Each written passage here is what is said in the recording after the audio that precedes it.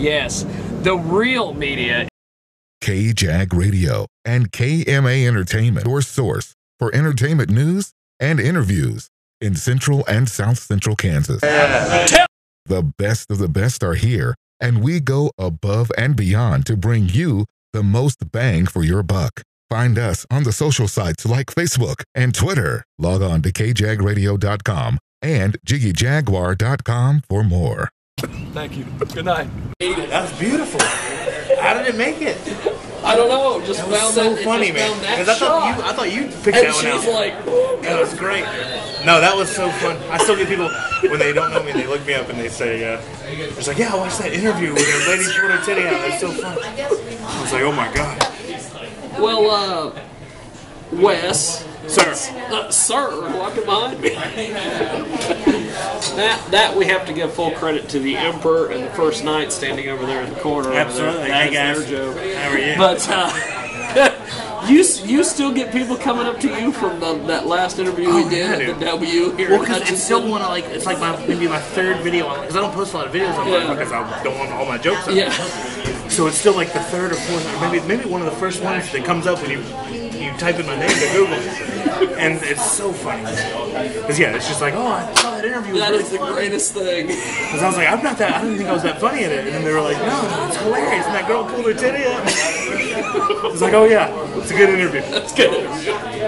Well, Cheatham was telling me that you guys went somewhere one time and there was a car that went on fire. That was here. That was. Oh, that was the same. In Hutch, but it was the first time. So you got us the second time. The first time we were in Hutch, my buddy Zach Smith, his car just caught completely on fire. So Zach Smith doesn't have a real good time. track record here in Hutch. I've heard. That's what I hear. He had his car on fire. He almost got lynched out there.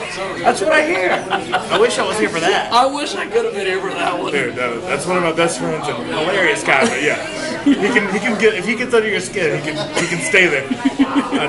Well, it wasn't. I would have been part of the mob too. It wasn't as bad as when they had Screech here. Have you heard about the stories of when Dustin Diamond was here? Oh, that's sometime had Mitch, the guy that runs the place, tell you about his experience with Screech. Good guy. I know. I mean, I've heard things. I didn't hear the one about here though. So, what have you been up to? Just working, man. Trying to do as much comedy as much as I can. Whoever will have me in. You're the victims tonight. That's right. You guys fell for it tonight. We fell for it. So we'll see how it goes. You've just been touring and doing gigs and just having a good time? Working, building my act. And, well, because the first time I was MC, and now I'm heading. So we'll hope that paid off. Hope that time paid off. Or you're gonna see an MC headline. It's one of the two. No, just that's it. Going up as much as I can, and everywhere I can, and just getting better. That's cool. That's what it's all about. So, what do you think of all the social media stuff with Twitter and Facebook and all this? I mean, it's great for comics. I'm not really positive why anybody else does it. I get why we do it. I know, because I see you guys tweeting jokes and testing out material. We're doing material and we're trying to get people out to shows. So it makes sense for comics. I'm not positive why anybody else in the world would do it, but no, people, I like it. The 140 characters is good because it makes you write better. Yeah. It makes you cut your shit down, which I enjoy. Keeps you from getting wordy, but no, man, I like all that stuff. It's fun. I'm a social man. That's right. So social media is sort of right up my alley. So, plus I like to beat off to old girlfriends, so that helps. That's right.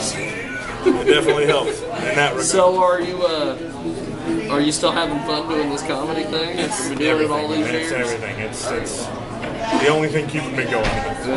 Lost my day job, lost my girlfriend. Comedy's the only thing really keeping me in this. Comedy is keeping you alive. Look, check out these scars. No, no, it's been, it's everything, man. That's working towards making it. You know, Let's go. It's the thing I enjoy. Yeah. You can do what you. People like Mitch in this place and people like that, they can let you do what you love. I'm eternally grateful for that. Just that people continue to hire me places. I don't understand that, but we'll keep that on the down low. I'm excited about it. Yeah, I'll take it. you're gonna throw money at me and let me be an idiot for fucking 30 minutes, I enjoy it. I've got 3 questions that we always try to ask all the comedians. Okay. 1, how do you deal with hecklers? 422, what, my social security number? 28, hecklers. Yes. Well, you hope that there aren't any, but there are. Yes. There was a heckler here one time. Yeah. That they, and sure you we'll see something can tonight. ask Mitch about that. They took him out and he headbutted Mitch. Oh, nice. Yes. So that's who we're dealing with. That's right. I love it. He's gonna have a hard time. That's right. Do you play into him, or do you just try to ignore him? I try. Well, I think it's bad. It's 1 or 2 comments you may say, hey, or just try to talk to them, make sure they're people, and if it's a heckler and they keep being, then you have to address it. There's nothing worse than not addressing it. When it's just like, oh, this is like ruining the show for everybody. That's right. And now you're just gonna let it ruin. No, you have to address it, and then it's all spur of the moment stuff. You just kind of have to deal with it. It's it sucks, but it's like part of the thing. But it can also be fun. It depends because. People think heckler and they just anybody talking during the show, but it's not. Some people they're just excited. They just want to say something, and then you can talk to them, and they're normally okay. But then you get drunk people that are just terrible. Not that all drunk people are terrible. No. So how do you deal with the because there's like for instance when we talked to I think it was Doug Cheatham, I asked him this question and I was like, is there such thing as a bad room or a bad set? And he's like, there's never such thing as a bad room. It's your job to get out there and make it happen. There are definitely and I'm like, there's definitely bad rooms. But if you're funny and if you know what you're doing, you hope that they turn on your side. yeah. But I mean, there's bad nights. There's always bad nights. You can't bat 1,000. It's impossible. So I mean, I'm a big believer in that philosophy as well. That it's you never blame the audience, you never blame the room. It's your fault. But sometimes it can be there. Not all the time. That's the exception. But sometimes it's not your night. Let's hope it's not tonight. It's the heckler thing is. It's so weird. It's just weird that's a thing because it's an interaction that you would never have off stage.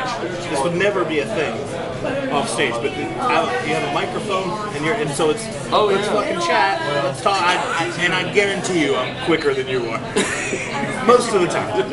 If there's a funny heckler, I will let them take the glory.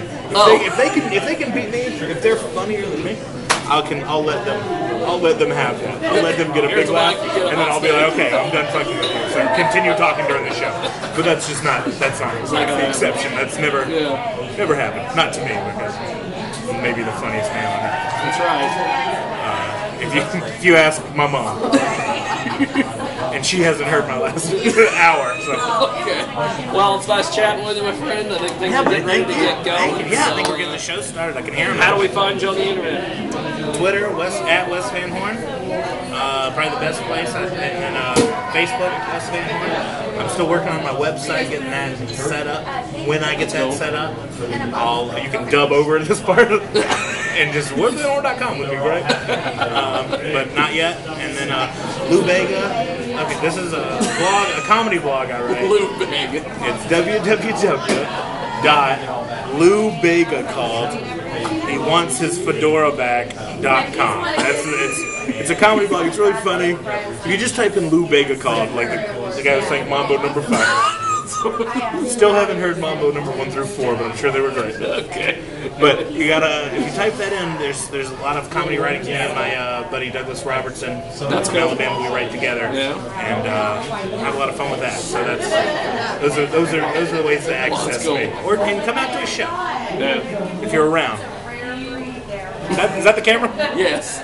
I can't tell. It's got a hat. It's got a fuzzy look. I like that. This light's nice. Well, thank you, nice sir. setup here. Thank you. Appreciate it for having me. Thanks for having me. Definitely, man. Yes, I have upgraded my setup since.